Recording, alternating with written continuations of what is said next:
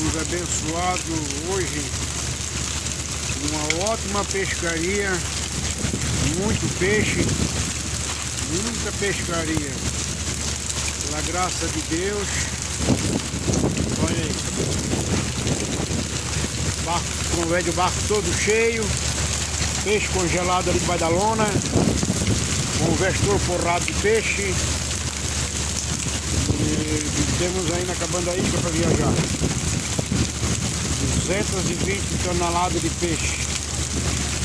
Não me falha a memória, hoje é dia 7, dia 6, dia 7, né? 7 de janeiro. Obrigado, meu Deus.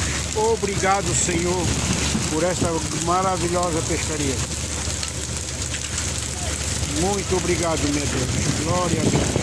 Olha o peixe. Olha o peixe caindo no barco abaixo. Muito cheio de peixe, na graça de Deus. Olha lá. Obrigado. Glória a Deus.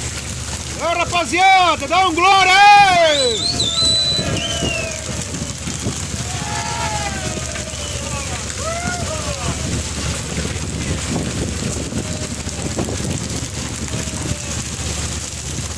Oh, meu Deus, como isso é maravilhoso. Glória a Deus.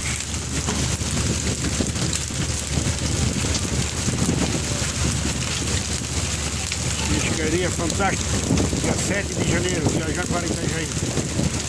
220 toneladas de peixe. Carregado na graça de Deus. Só benção, só benção, só benção. Olha aí. Olha o peixe como come. Comeram até 100 iscas, já não temos mais iscas que o peixe está comendo. Agora vamos viajar. 2 dias de viagem. Estamos aqui em Ambardão. 2 dias de viagem. Ok, beleza? Um abraço. Vamos viajar com Deus. Continuemos com Deus.